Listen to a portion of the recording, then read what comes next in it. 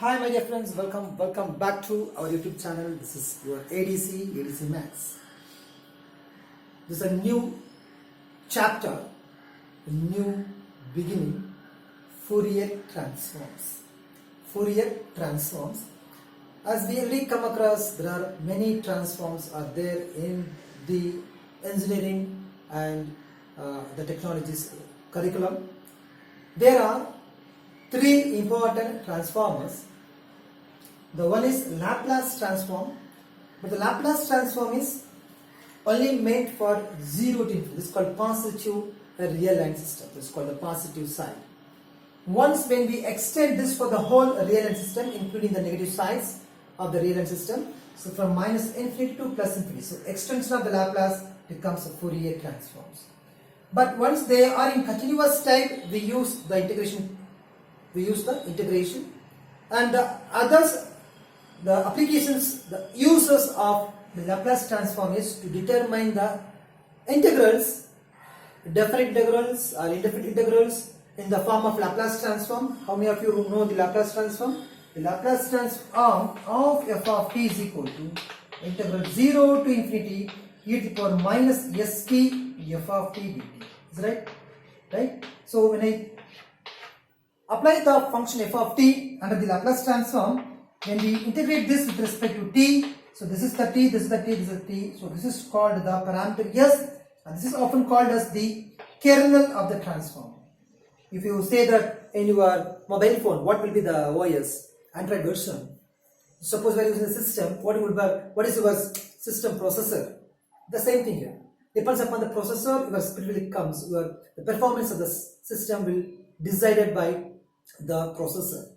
So the same idea here, the Laplace transform is decided, the processor, the kernel is equal minus Sx.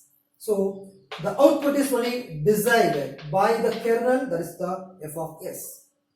When I extend this for the whole real line system, this is considered the Fourier transforms. Right? And suppose when you have the discrete values, then we go for the cumulative values called a summation value. That is the transformations that we are used in engineering side. It's called Z transforms.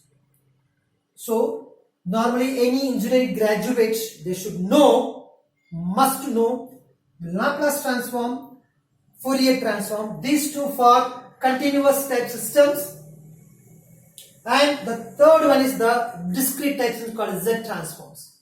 Where we use this Z transforms, this can be used in the signals and systems, digital image processing, circuit theories, etc. etc. Now, coming back to this case, this is the transformation. What's the speciality of these transformations? Because, have you know that we already used in our lower classes, there are two transforms without knowing that they are the transforms. What are they? One is called D and is called the I. D for differentiation, I for integration. But what is the difference between these two transformers and this transformers? That's very important. Because in the differentiation, what is the d by dx of x squared? I think so the answer is 2x. So the input is in terms of x, the outcome is also in terms of x. When I integrate this 2x dx, I get the answer x squared by 2. That is 2 to be cancelled, so x squared. So here both the inputs and outcomes are in same variable. When I differentiate the log theta with respect to theta, we get 1 by theta. So the integration 1 by theta d theta is log, that is log theta. When you go for e power t differentiation, d by dt of e power at is equal to a to the power at.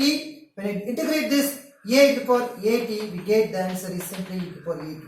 So in this transforms, the existing transformers, the inputs and the outcomes are in same variable.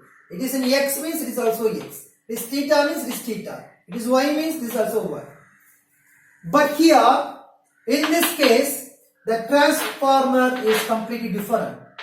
The input is t, outcome is yes. See the Laplace transform? The input is t, outcome is yes. This is not the same input variable. The output is completely based on the kernel of the transformation. this kernel we can design. We design the kernel. If you design a compiler, this is called compiler designing.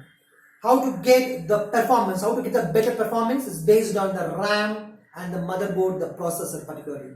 So when you use the better processor, then we get the function is very smooth and we get the outlook is fantastic.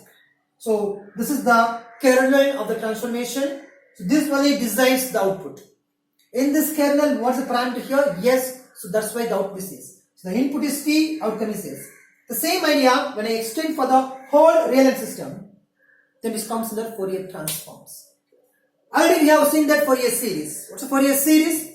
The function f of x is a periodic function satisfying the Dirichlet's conditions. Please kindly go and watch the separate videos under the Fourier series, Dirichlet conditions. Then the function f of x can be expressed as an infinite trigonometric series. Infinite trigonometric series. So summing up 1 to infinity. It's called summation. It's called a discrete type. Once we go for continuous type, it comes under the integration part. This comes under the Fourier transforms. So once the function is defined in the interval minus infinity comma plus infinity, and it satisfies the obviously the Dirichlet conditions,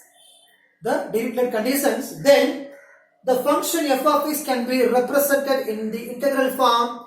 That form is called Fourier integral theorem. So what's the format? Yes, this is the format. This will be there on the board. F of x is equal to 1 by lambda pi into integral lambda equal to 0 to lambda equal to infinity. F of t cos lambda of t minus x dt d lambda and dt minus infinity plus infinity. So the input variable is x. It is converted in terms of t. So this is the difference. This is the difference. The input is f of x. The outcome is f of s. Because here is lambda. Here is lambda. So see that this is the called Fourier integral theorem. A function can be written in terms of the integration under the continuous type over the interval minus infinity comma plus infinity. So this is called the Fourier integral theorem. Okay. So this is the little bit introduction. So what's the use of this? What's the use of the Fourier transform? Oh yeah, that's it.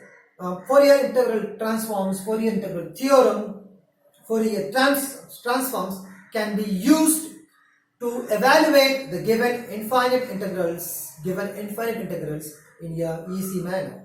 Without any difficulties, you can easily evaluate the given integral values by using the Fourier transforms. So there is a real application of the Fourier transforms. And we know what are the applications of Laplace transforms. Yeah, the Laplace transforms are used to solve in sometimes the definite integrals, sometimes the indefinite integrals. But apart from that, to get the solution of ordinary differential equation as well as integral equations, and finally the simultaneous linear differential equations. So to solve the differential equation, integral equation, simultaneous linear differential equation, we can apply the Laplace transform, we'll get the solution. So what about the Fourier transform? It can be used to evaluate some indefinite integrals, right? And what is the application of Z transform? Z transform is to solve the difference equation. What is difference equation? Let us see in the next separate video when we introduce the Z transforms. Thank you. Thank you so much for watching our YouTube channel. This is signing off, ADC Max.